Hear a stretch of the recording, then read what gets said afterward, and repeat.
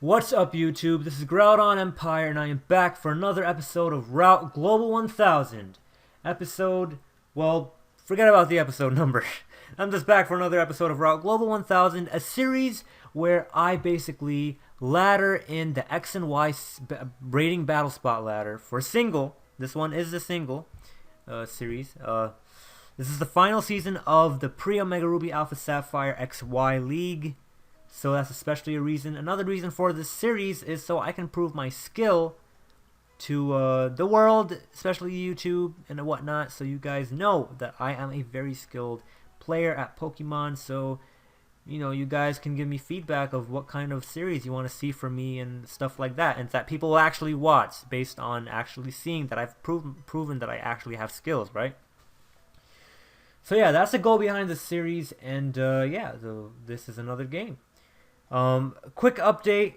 This is probably the last episode. No, this is the last episode that will be post-game commentary for the series, as there will be, the rest will all be live. I believe 2 episodes before this was live, and that was just, and then after that episode, I think I lost a few games or whatever. Basically, I wasn't, you know, in the 1800s. I wanted to be in the 1800s and then record live, and then be comfortable with it, because every time I record live, I was doing bad, and that's the whole reason behind why I was doing I wasn't doing a I wasn't doing live commentary, but it's fine because the season finale is live, so that's what I have to worry about. Anyway, enough of the updates. We will get right into this game. So as you know, I try to replicate it to the best of my ability. 2 minutes only for the team picking time, right? And I cover up both of our 3-man squads because post-game replays are all like that, and I cover them up with the entire teams, and then I remove mine before the game, and then after the game you see all 3, whatever, all 6 that both of us used. Alright, so we start, and then I see my points. Going into this game, my points were 1840, and my opponent's points were 1814. So we did have a few points on them, and I was actually going in mid-1800s, so that was great, right? I wouldn't be surprised if I actually had a live recording of this somewhere. Or maybe I did start recording, but then I messed it up somehow. I don't know. I don't know. Or maybe I started swearing, and then I don't know. Something probably happened. Alright, so now we have 2 minutes to pick our team. Alright, so I see their team right away. I see there's a Garchomp, there's an Entei, and there's a Zapdos. That means I want Rocks, because Rocks does 25% damage to Entei and Zapdos. And Zapdos is such a defensive monster that 25% is gigantic versus it. And just breaking sashes and just doing big damage is awesome. You know, that's what you want from a move. Alright, so that's that. And especially versus Suicune, you know, that damage, that residual damage is gonna rack up. Especially if I use Blaziken, it's gonna definitely come in handy. Alright, so that's that. I start off with the Garchomp. Now I see Whimsicott, so I know nothing on my team wants to deal with Whimsicott. Even Reuniclus, because Reuniclus is going to get taunt, and then what's it going to do, right? It's going to just get PP stalled. I mean, I can probably do... Actually, I probably wouldn't PP stall it. I probably would get PP stalled. I don't know, but the point is, I have a Kangaskhan. For what reason? To destroy Whimsicotts and all these other Pokemon that are...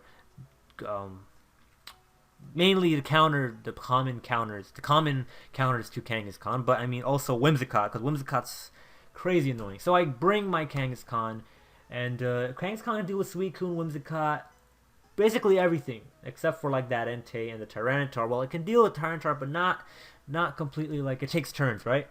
So I have 2 Pokemon, Garchomp and Kangaskhan. For the last Pokemon, I need something for Tyranitar, and you will see that I do end up bringing... Now, I have the choice between 2 Pokemon. Either I bring the Azumarill or I bring the Blaziken. Now, the problem with the Azumarill is that Zapdos becomes an issue, a big issue, because if I don't set up the belly drum, then I basically die. And I fear getting burned from that thingy, what's that called, the Entei. And yeah, it's not a good time, but Blaziken comes in handy, or at least I thought Blaziken would come in more handy, so I ended up picking Blaziken. We'll actually see what ends up happening if Azumarill would have been better, or Blaziken. So that's the 3 Pokemon I've picked, as you see. And I'm pretty darn sure I did that within 2 minutes. I'm not sure, whatever. But yeah, basically, Azumarill and Blaziken, the last decision, it was just a hard decision to make. So I ran the timer down on that anyway, so it doesn't matter. So yeah, we'll start the game, and we will see what happens. Basically, keep on calling Garchomp Groudon, even when I'm not looking. So Garchomp and Kangaskhan are the main players for this game. Alright, so we start the game off. My opponent has a Suicune. They don't have the event Suicune, so we know there's no extreme speed or sheer cold coming our way. First turn, I do go for the Stealth Rock, because I just want to get rocks up. I can't do any significant damage to this thing anyway. They reveal the Icy Wind, so that means my Garchomp is done. And if I switch out, anything that I switch out is going to take damage, and they're going to get speed lowered. So I figured that I just need Garchomp to just get sacked, you know. It's part of hyper offense to make the smart decision of when you sack a Pokemon off for a free switch to keep them to have it flowing, or you make a switch that's actually beneficial. And I did not want to go for a switch that would just end up with my Pokemon having lower health, because I did not feel like Garchomp was necessary, so that's why I just sacked it off. Now the Whimsicott came in on this turn after I switched into Kangaskhan. And basically on this turn, I used Shadow Ball because I thought it was going to be a Suicune. And I used Shadow Ball because it's not going to be a 3-hit KO with Seismic Toss, right? So I used Shadow Ball first, and then Seismic Toss, Seismic Toss. Right? That's what I end up doing. Now, it switches in the Whimsicott, and then it switches out, alright? And the second turn, I use Seismic Toss on it because at that range, it's a 1-hit KO on Whimsicott because it doesn't have that much health. Whereas Suicune has over 200 health, so it's a 3-hit KO. And basically I went for Seismic Toss instead of Ice Beam because I can do big damage to anything that switches in. You know, anything. And Suicune decided to come in, and it reveals it's not Rocky Helmet, so that's very nice to know. It's not even Leftovers or Citrus Berry. I don't know what it is. So that happens. Oh, it's probably Chesto Berry, actually. So right now, next turn again, Seismic Toss, because it's a 2-hit KO and everything. Now Zapdos gets big damage done from the rocks. As you can see, that's so important. A little bit of 2-hit KO anyway, but still it's important for like whatever, you never know, right? Like if the later Pokemon on my team would need to have Zapdos prior damage, it's awesome. You know, rocks are rocks. You know, Stealth Rocks are Stealth Rocks. Kill this thing off with an Ice Beam, very good time. And then this looks like a Mega Kangaskhan game, honestly. And then Whimsicott comes in, and I just Ice Beam this to hell and back. Or do I Seismic Toss? It really, yeah, I Ice Beam because they use Encore. It doesn't matter whether I used Ice Beam or something else because this Whimsicott is done. You know, there's nothing this Whimsicott can do. Because if I use Ice Beam, you know, the Whimsicott's done, and then I can freeze a Suicune. And it's a high chance that it actually is a Rest, Icy Wind, Scald, Roar. No, Calm Mind. Probably Roar or Calm Mind or something. Suicune. And I switch out this turn because I don't want to Ice Beam for days because I predict it's going to be Chesto Berry. So I might as well bring in Blaziken and have Blaziken do damage and die trying to do damage, and then have Kangaskhan come in and just Seismic Toss repeatedly.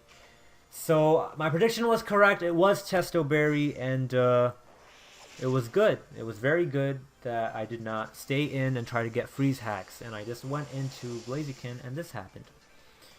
I'm not sure if my opponent is Calm Mind or Sleep Talk. Rest Sleep Talk maybe? I don't know. I don't know what their fourth move is, but that doesn't matter. The reason I went for Flare Blitz is because I wanted to make sure I do guaranteed damage. Now my opponent does reveal the Calm Mind. I wanted to make sure to do guaranteed damage. Guaranteed damage is very important, alright? Now this next turn, I'm not sure if I Flare Blitz or High Jump Kick. I probably High Jump Kick. Yeah, I was going to say I probably High Jump Kick because of the risk involved. You know, I'm going to die, like, whatever. And then, I mean, I can just bring in my homeboy Kangaskhan to finish things anyway. So, or homegirl.